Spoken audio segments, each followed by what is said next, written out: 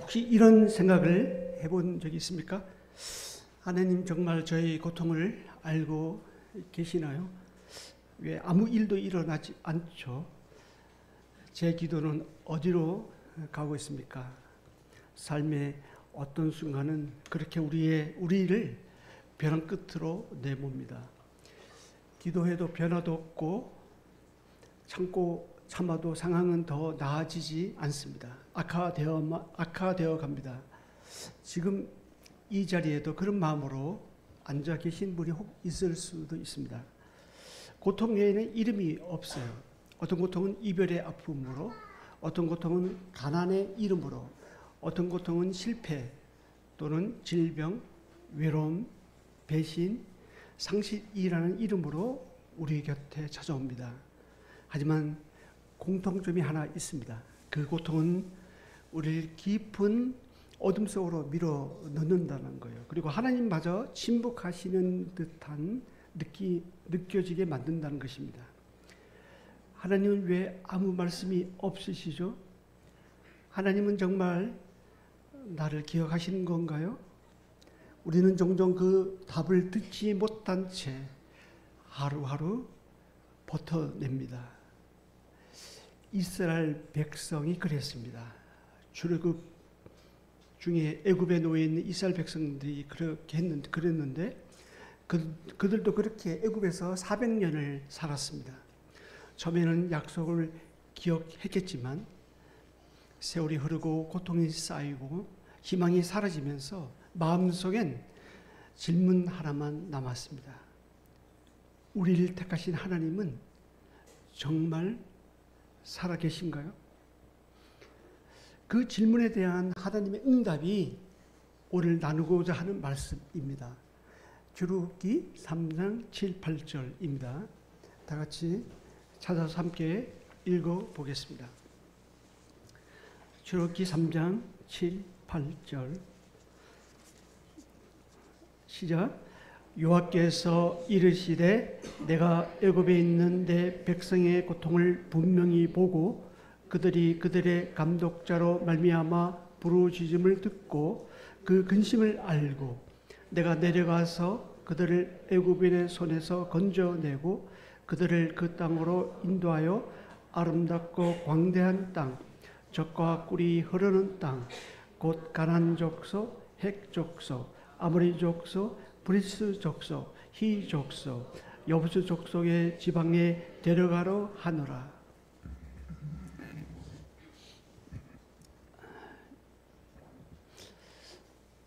방금 읽은 이 본문 말씀은 성경의 모든 구속 사건을 7개의 동사로 요약해 주고 있습니다. 7절에서 보고, 듣고, 알고라는 이 말씀하신 3가지 동사는 하나님의 인격을 나타내는 인격 동사입니다.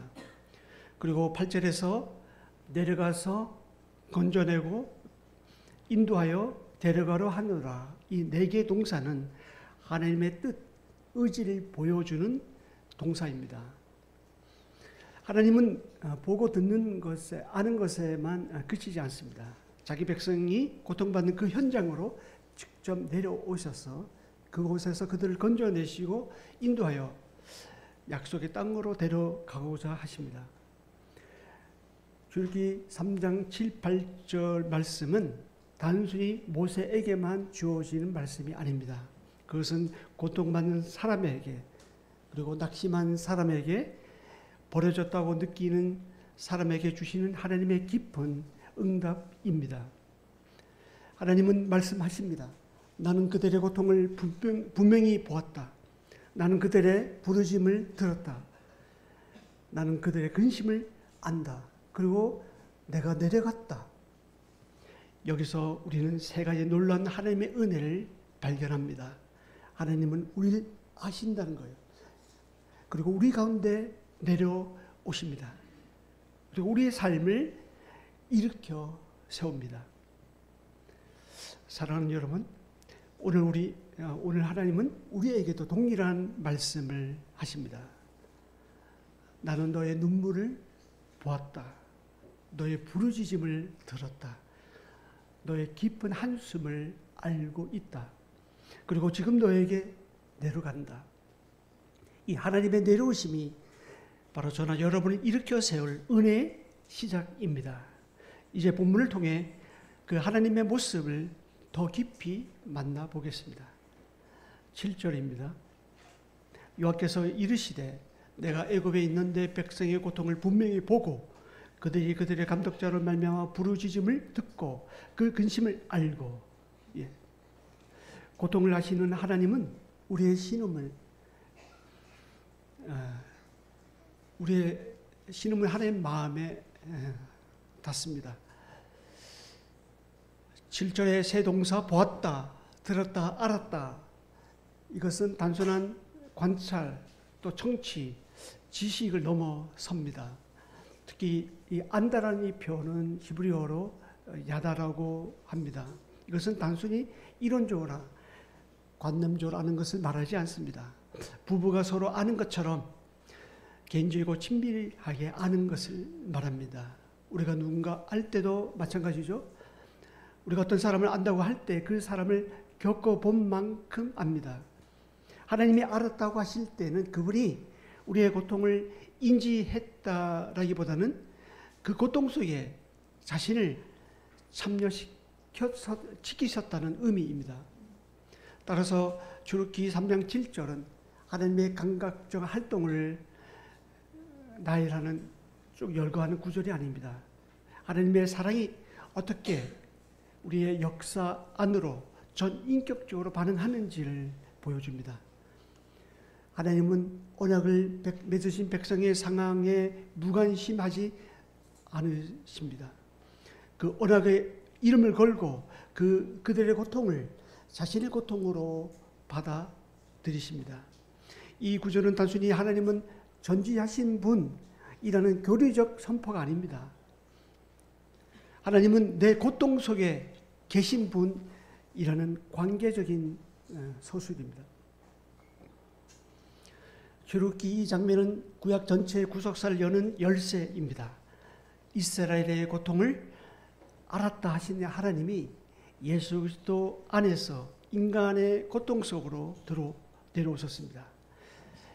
이 세상 왕인 사단의 압제 아래에서 고생하며 슬퍼하는 인생의 고통을 하나님은 분명히 보셨습니다. 죄의 무거운 짐 밑에서 탄식하며 괴로워하는 인생의 부르짖음을 하나님은 분명히 들으셨습니다. 늙고 병들고 신음하는 인생의 수고와 근심을 하나님은 분명히 아셨습니다. 그리고 이 세상에 내려오셔서 십자가를 지심으로 인간의 근본적인 문제인 죄와 사망의 문제를 해결해 하시고 그 가운데서 건져내셨습니다. 이런 사실을 알고 믿는 모든 분들을 영광도성 천국으로 데려가시는 하나님의 전 구속사의 이 과정을 이 두 말씀을 통해서 보여줍니다. 이뿐만은 아닙니다. 히브리서 4장 15절은 우리에게 있는 대제사장은 우리의 연약함을 동정하지 못하실 이가 아니요 라고 말합니다. 그리스도께서는 우리와 똑같이 시험을 받으셨죠. 그리고 우리와 똑같이 고통을 경험하셨습니다. 십자가는 하나님이 우리의 고통을 안다는 선언의 절정입니다. 출애굽기 3장 7절은 십자가를 준비하신 하나님의 역사적인 자기 계시입니다. 이스라엘의 부르짖음을 들으셨고 그리고 내려오셨던 그 하나님이 오늘 우리를 위해 육신을 입고 오셨습니다. 그러므로 이 말씀은 과거 사건의 설명이 아닙니다. 오늘 우리 안에서 성취된 복음입니다. 이 본문을 우리 삶에 한번 비추어 보겠습니다. 우리 가운데 이렇게 느끼는 사람이 있을 거예요. 기도해도 아무 일도 일어나지 않아요. 제 아픔은 너무 사소해서 하나님이 신경도 안 쓰실 것 같아요. 저의 이 실패와 상처는 그냥 제 몫이라고 생각해요. 그러나 본문은 말합니다. 나는 너의 고통을 분명히 보았다. 나는 너의 부르짖음을 들었다. 그리고 너의 근심을 안다. 오늘날 한 엄마가 어린 딸을 유치원에 데려다 주고 돌아오는 길에 딸이 잘 있는지 궁금해졌습니다. 마침 유치원 복도에 설치된 CCTV 영상이 부모에게 실시간으로 공유된다는 사실을 떠올리고 휴대폰으로 접속해 보았습니다. 그 영상 속에는 딸아이가 간식을 받다가 실수로 떨어뜨리고 울고 있는 장면이 목격되었습니다. 선생님이 달래줬지만 아이는 한참 동안 울고 있었습니다. 이 화면을 보며 엄마는 눈물을 흘렸습니다. 아이 곁에 직접 갈 수는 없었지만 그 고통을 같이 느끼고 있었어요. 그리고 마음속으로 말했습니다. 괜찮아 얘야. 엄마가 지금 보고 있어. 지금은 내가 혼자라고 느낄지 몰라도 엄마는 너의 눈물을 알고 있어. 사랑하는 여러분, 하나님은 마치 그 CCTV 앞에 앉아있는 부모처럼 우리를 지켜보고 계십니다. 단지 감시가 아니라 돌보심으로, 동정이 아니라 공감으로 우리가 울 때 하나님은 하늘 보좌에 앉아 또 저러는구나 라고 나무라지 않으십니다. 하나님은 그 눈물 방울 하나하나에 심장이 뛰시는 아버지이십니다. 현대사회는 보지 않는 시대, 듣지 않는 시대입니다. 많은 이들이 사람들 사이에서 사라져가고 있어요. 자살 직전의 사람조차 나를 알아주는 이가 단 한 사람만 있었더라면 이라고 유서를 씁니다. 오늘날 고통의 가장 깊은 부분은 그 고통 자체보다는 고통의 고립입니다. 우리가 카톡, 페이스북, 인스타그램 등의 수많은 사진과 이야기들을 올리지만 정작 내 마음을 들여다보는 사람은 없습니다. 가족이 함께 살아도 서로의 마음을 듣지 않습니다. 교회 안에서도 우리는 종종 서로에게 눈을 감고 귀 닫고 마음을 닫기 쉽습니다. 이 시대는 공감의 결핍 시대입니다. 그러나 본문은 전혀 다른 하나님의 모습을 보여줍니다. 하나님은 보십니다. 하나님은 들으십니다. 하나님은 아십니다. 세상은 우리를 몰라도 하나님은 우리 내면 깊은 곳 속까지도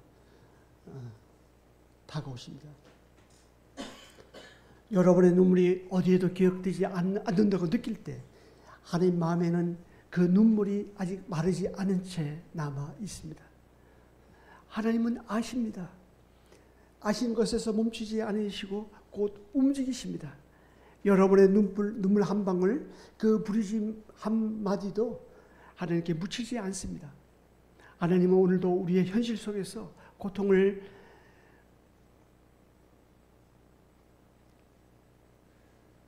아시는 하나님으로 계십니다. 그분의 아심은 무관심이 아닙니다. 곧 행동하실 준비의 신호입니다.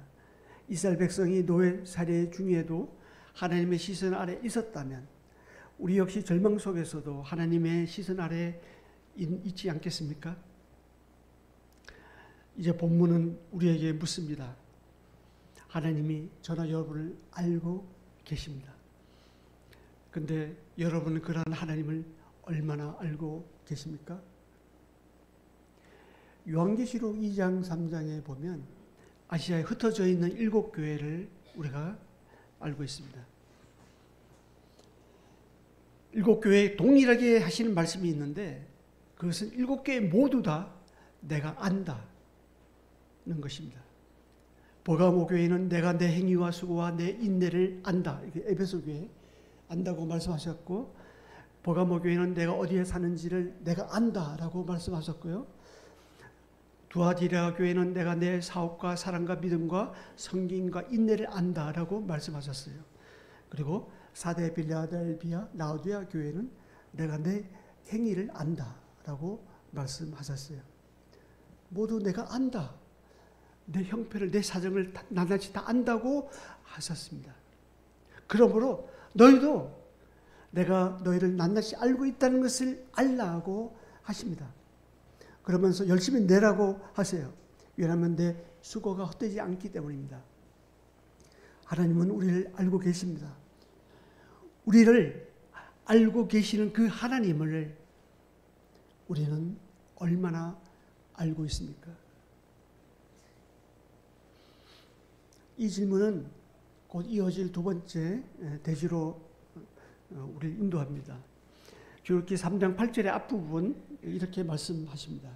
내가 내려가서 그들을 애굽의 손에서 건져내고 라고 시작합니다. 역사 속에 내려오시는 하나님, 그 응답은, 하나님의 응답은 행동으로 나타납니다.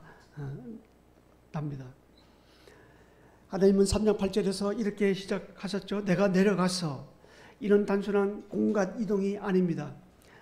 이는 하나님의 개입의 선언이자 하나님의 자비가 행동으로 바뀌는 순간입니다.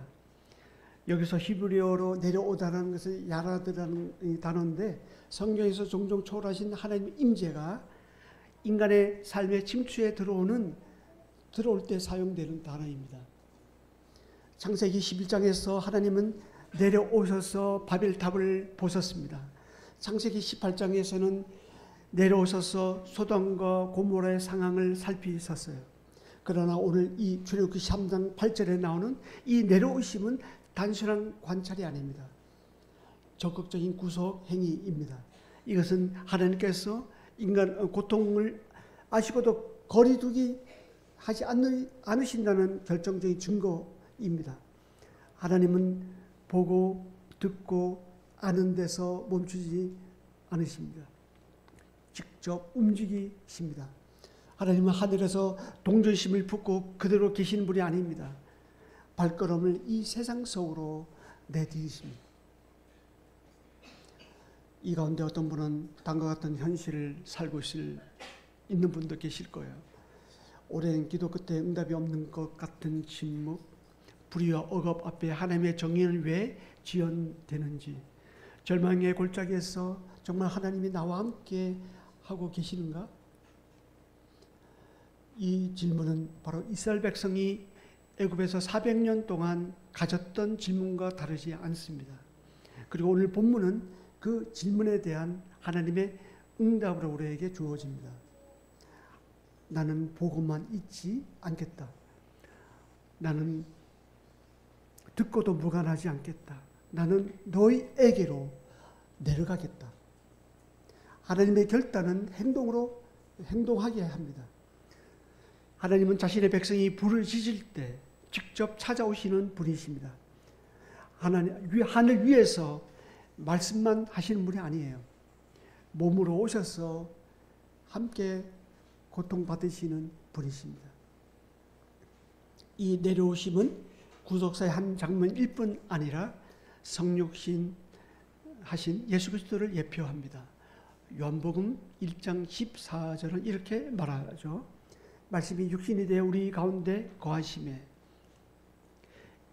예수 그리스도는 하늘 영광을 버리시고 인간의 시간과 공간 안으로 진짜로 내려오셨어요. 말씀만 하신 것이 아니라 실질적으로 역사 가운데 이 세상에 내려오셨습니다. 예수님은 말구에 오셨어요. 눈물의 골짜기를 걸으셨습니다. 십자가에서 가장 낮은 자리에 이르셨습니다. 진이 십자가를 지심으로 죄와 사망 가운데 고통받는 인생을 예면하지 않으시고 건져내십니다. 이것은 단지 2000년 전의 십자가에서 단 이례적인 사건만을 의미하지 않습니다. 하나님의 본성이 드러나는 반복적인 패턴입니다. 하나님은 언제나 내려오시는 분이십니다. 하나님의 사랑은 위에서 가만히 지켜보는 사랑이 아닙니다. 자기를 낮추시고 오물 속으로 끼어드는 사랑입니다. 사랑하는 여러분, 이 내려오심은 과거의 사건으로 끝나지 않습니다. 하나님은 지금도 여전히 우리 가운데 내려오십니다. 낙심한 이의 병상으로 내려오시고요. 홀로 울고 있는 이의 방 안으로 내려오십니다. 죄책감으로 무너진 이의 심령 속으로 내려오십니다. 그리고 그곳에서 새로운 출애굽을 시작하십니다. 눈에 보이진 않지만 이런 사실을 믿는 사람은 다 압니다. 하나님의 발자국이 나의 현실 속에서 울려 퍼지고 있다는 것을요. 하나님의 개입은 항상 사랑이라는 발걸음으로 다가옵니다. 때로는 기적이 아닌 어떤 사람을 통해서, 때로는 환경의 변화가 아닌 말씀의 세미한 말씀 한 말씀 가운데 임하십니다. 한겨울 얼어붙은 강물에 어린아이가 빠지는 사고가 있었습니다. 사람들은 강둑에 모여들었고요. 차가운 물속으로 들어갈 용기를 내는 이 사람은 아무도 없었어요. 곧 119 구조대가 도착했습니다. 119 구조대마저도 그 속으로 들어가기는 쉽지 않았습니다. 그러나 주변의 말림에도 불구하고 한 소방관이 망설임 없이 강물로 뛰어들었습니다. 그는 차가운 물살을 가르며 아이에게 다가갔고 아이를 품에 안은 채 온몸으로 떠밀듯 강 밖으로 나왔습니다. 그는 그 덕분에 손가락에 동상이 걸렸고 한쪽 다리는 찢어진 상처를 입었습니다. 그러나 기자들이 왜 그렇게 하셨습니까? 라고 물었어요. 그는 이렇게 대답했습니다. 바라보는 것만으로는 살릴 수 없었습니다. 내려가야 살릴 수 있었어요. 사랑하는 여러분, 하나님도 그러셨습니다. 인간의 죄와 고통, 절망의 강물에 빠진 우리를 위해 하나님은 망설임 없이 내려가셨습니다. 바라보는 것만으로는 구원이 이루어지지 않기 때문입니다. 하나님은 이 시간 우리에게 말씀하십니다. 내가 내려가서 너희를 건져내겠다. 오늘 우리의 삶 속에도 현실은 애굽처럼 무겁지 않습니까? 하나님은 멀게만 느껴질 때도 있을 것입니다. 기다려도 하나님은 침묵하시는 듯 합니다. 그러나 출애굽기 3장 8절은 그 침묵을 깨트리는 음성입니다. 내가 내려갔다. 이 말씀은 하나님이 그 상황 속에 이미 들어오셨다는 선포입니다. 사람들은 말합니다. 하나님은 왜 나를 외면하시는가? 그러나 성경은 말합니다. 하나님은 가장 먼저 그 자리에 내려오셨다. 우리가 지금 처한 자리가 아무리 차갑고 어두워도 그곳에 먼저 내려와 계신 분이 계세요. 그분이 바로 우리를 구원하기 위해 강물로 뛰어드신 예수 그리스도이십니다. 오늘 이 말씀은 우리에게 또 도전을 줍니다.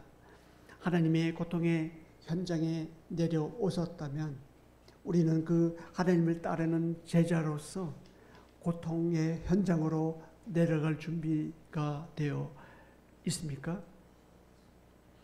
교회 안에 상처 입은 사람들 옆으로, 사회적 약자와 소외된 이들의 현실 속으로요, 무너진 영혼과 신음하는 가정 속으로 하나님 백성은 머무는 자가 아닙니다. 내려가는 자입니다. 그럴 때 우리는 오늘 본문처럼 누군가의 출애굽의 시작점이 될 수 있습니다. 하나님의 응답은 생각에 그치지 않습니다. 하나님의 응답은 행동으로 나타났습니다. 하나님의 사랑은 감정이 아닙니다. 개입입니다. 우리 인생에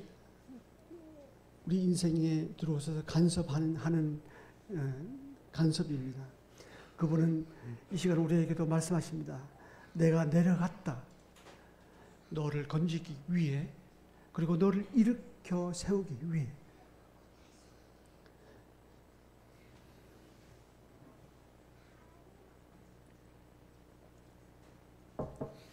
출애굽기 3장 8절 뒷부분 말씀입니다. 출애굽기 3장 뒷부분 말씀을 보면요, 그들을 그 땅으로 인도하여 아름답고 광대한 땅, 젖과 꿀이 흐르는 땅, 곧 가나안 족속, 헷 족속, 아몰 족속, 브리스 족속, 히 족속, 여부스 족속의 지방에 데려가러 하노라. 이 회복을 약속하시는 하나님은 젖과 꿀이 흐르는 땅으로 이끄십니다. 하나님은 단지 이스라엘 백성을 고통에서 건져내는 것만이 목적이 아니었습니다. 하나님은 구출해서 멈추지 않으셨어요. 반드시 회복과 약속의 성취로 나아갑니다. 본문에 등장하는 아름답고 광대한 땅, 젖과 꿀이 흐르는 땅은 단순히 농경적 풍성을 넘어섭니다. 여기서 젖은 가축이 풍성하다는 뜻이고요, 꿀은 식물이 탁월하다는 의미입니다. 이 두 단어가 함께 쓰여질 때 그것은 안정과 번영, 그리고 삶의 회복을 가리킵니다. 또 아름답고 광대한 땅이라는 이 표현은 애굽에 좋고 억압적인 현실과 대조됩니다. 하나님은 단지 애굽에서 빠져나오게 하겠다가 아니었습니다. 다시 살게 하겠다. 그리고 자유롭게 숨쉬게 하겠다. 하나님의 백성답게 살게 하겠다. 이라고 하십니다. 오늘 우리의 삶에도 이런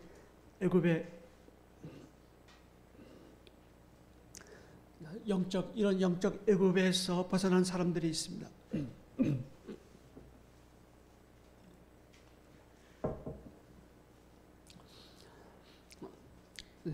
예수님 믿고 구원은 받았지만 아직 젖과 꿀이 흐르는 땅은 체험하지 못한 사람들이 있어요. 구속은 받았는데 회복은 경험하지 못하는 사람들도 있습니다. 죄의 사슬은 끊어졌지만 자존감은 무너진 채 살아가는 사람들이 있습니다. 교회는 나오지만 여전히 과거의 어떤 상처, 어떤 중독, 실패에 갇혀 사는 사람들이 있습니다. 출애굽은 했지만 광야를 벗어나지 못한 채 하나님 이게 정말 끝입니까? 라고 묻는 사람들이 있습니다. 이런 사람들에게 하나님은 본문을 통해 말씀하십니다. 나는 너를 단지 고통에서 건져내기 위해 내려온 것이 아니다. 나는 너를 회복하기 위해 새로운 삶을 이끌기 위해 내려왔다. 너는 살아남은 삶이 아니라 약속을 누리는 삶으로 부르심을 받은 존재다라고 말씀하십니다. 출애굽기의 이 약속은 그 자체로 종결되지 않습니다. 이스라엘은 약속의 땅에 들어갔지만 그것조차도 그들에게는 완전한 안식이 아니었죠. 그들이 반복해서 실패하고 또 다시 추방당한 것은 그 땅이 최종 목적지가 아니라는 것을 보여줍니다. 히브리서 4장 9절은 이렇게 말합니다. 하나님이 주시는 참된 안식은 여호수아가 준 가나안 땅을 넘어선 것이다. 하나님의 백성에게는 아직도 안식할 곳이 남아 있다라고 말씀하십니다. 그 남아 있는 안식, 젖과 꿀이 흐르는 최종적인 땅은 바로 예수 그리스도 안에서 주어지는 하나님의 나라입니다. 예수님의 그 말씀을 우리가 일상 속에서 잘 받아들이고 순종해 나갈 때 우리 안에는 참 안식과 평안과 평강이 우리에게 찾아옵니다. 우리가 지금 여기서 누리는 구속의 실제이자 장차 완성된 회복의 완성이기도 합니다. 따라서 이 본문의 약속은 지금 이 순간 그리스도 안에서 이미 시작되었고 장차 완전히 이루어질 회복의 여정을 가리킵니다. 한 노 부부가 40년째 살아온 집이 있었습니다. 그런데 그 집이 산불로 완전히 전소되었습니다. 불타 없어졌어요. 언론 인터뷰에서 그들은 타버린 집 더 앞에서 선 채 이렇게 말했습니다. 불길이 다 삼켜버렸습니다. 그러나 우리 마음에 남은 건 다 하나 있습니다. 이 자리에 다시 집을 짓겠습니다. 그들은 정부의 보상도 적었고 나이도 많았습니다. 하지만 몇 달 뒤 작은 공사를 시작했고 1년이 지나서야 그 자리에 새로 지어진 집 한 채가 우뚝 솟아 올랐습니다. 그 집 현관 위에는 이런 문구가 걸려 있었습니다. 다시 살게 하신 하나님께 감사합니다. 사랑하는 여러분, 하나님의 약속은 잿더미 위에 세워진 믿음을 헛되게 두지 않으십니다. 삶이 무너진 그 자리, 꿈이 타버린 바로 그 자리에서 하나님은 젖과 꿀이 흐른 땅을 준비하십니다. 우리가 보기에 무너진 터일지라도 하나님은 회복의 기초로 보십니다. 하나님은 말씀하십니다. 나는 너를 무너진 곳에서 다시 살게 할 것이다.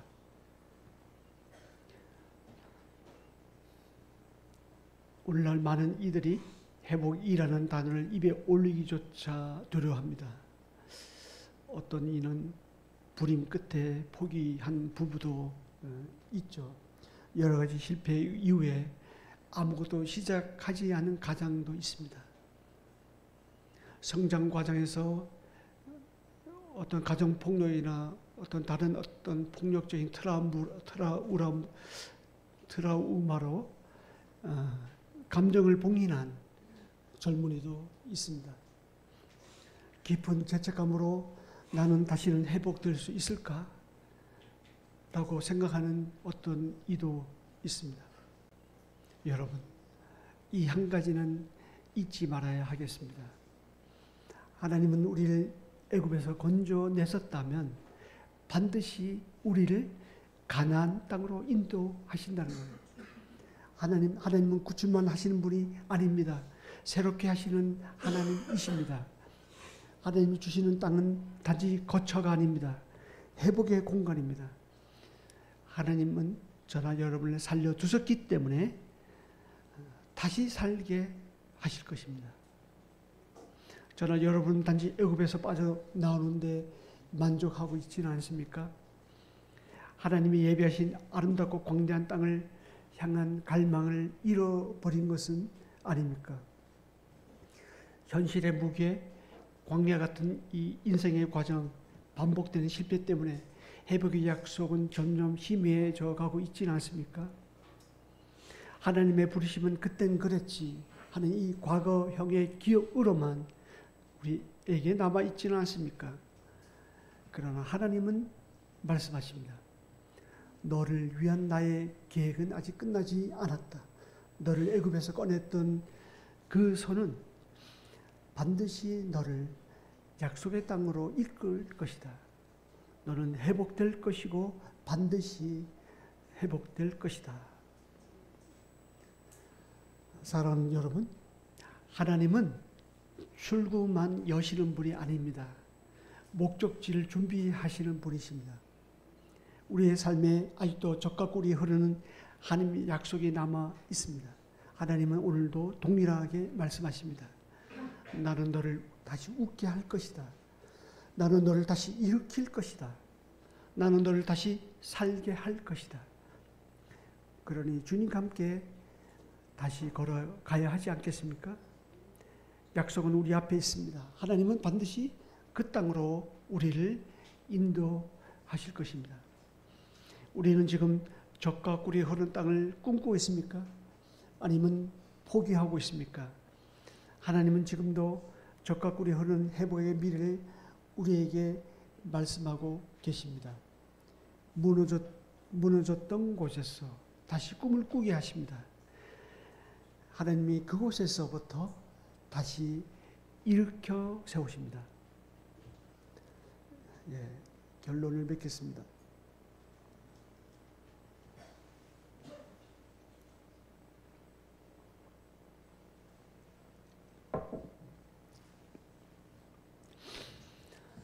사랑하는 여러분, 오늘 우리는 출애굽기 3장 7, 8절 말씀에서 세상의 그 어떤 신도 흉내낼 수 없는 한 분의 모습을 마주했습니다. 이 하나님은 고통을 아시고도 예면하지 않으시는 분이십니다. 우리의 신음을 들으시고 또 침묵하시는 분이 아니십니다. 무너진 인생을 보고도 방관하지 않으십니다. 그분은 내려오시는 하나님이십니다. 하늘 위에서 보신 분이 아닙니다. 먼 거리에서 조언만 하는 철학자가 아닙니다. 죄로, 억압으로, 절망으로 무너진 인생의 한복판으로 걸어 들어오시는 분이십니다. 이 하나님은 출애굽의 한 광야 가운데 모세 앞에 나타나셔서 이렇게 말씀하셨습니다. 내가 너의 고통을 보았다. 내가 너의 신음 소리를 들었다. 그리고 내가 너의 근심을 안다. 그래서 내가 내려왔다. 너를 건져내고 너를 회복시키기 위해. 이 모세는 모세에게만 주어지는 말씀이 아닙니다. 오늘 이 자리에 앉아있는 우리 모두를 향해 지금 이 순간에도 선언되고 있는 복된 소식입니다. 지금 우리의 삶이 애굽 같을지라도 하나님은 그 애굽의 한복판에 계십니다. 지금 우리의 마음이 광야처럼 메말랐을지라도 하나님은 그 광야에서 만나와 반석의 생수를 준비하고 계십니다. 지금 우리의 미래가 적과 꿀이 흐르는 땅과는 거리가 멀어 보일지 몰라도 하나님은 이미 그 땅의 지도를 우리 손에 쥐어주고 계십니다. 하나님은 오늘도 우리를 향해 말씀하십니다. 나는 내려왔고 나는 너를 일으켜 세울 것이다. 너는 멈춘 인생이 아니다. 너는 회복될 것이다. 너는 약속의 땅에 이를 것이다. 왜냐하면 내가 너를 위에 내려왔기 때문이다. 사랑하는 여러분, 오늘 하나님은 우리에게 단지 위로를 주시는 분이 아닙니다. 하나님은 초청하고 계십니다. 더 이상 나 혼자라고 착각 속에 살지 말라고요. 더 이상 과거의 상처에 미래를 포기하지 말라고요. 더 이상 광야에서 텐트를 고정하지 말라고요. 하나님은 말씀하십니다. 이 시간에도 동일하게 말씀하세요. 나는 내려왔고 이제 너는 일어나 내 손을 잡고 약속의 땅을 향해 함께 걸어가자꾸나. 기도로 마치겠습니다.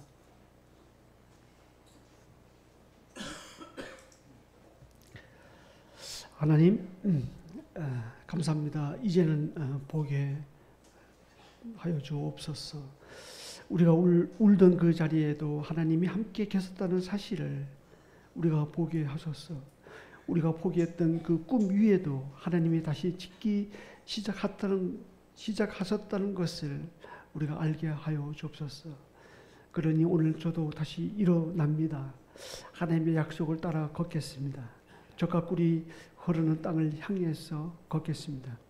한 주 동안도 믿음의 길을 걷겠습니다. 주님과 함께 걸어가려 합니다. 예수 그리스도의 존귀하신 이름으로 기도드립니다. 아멘.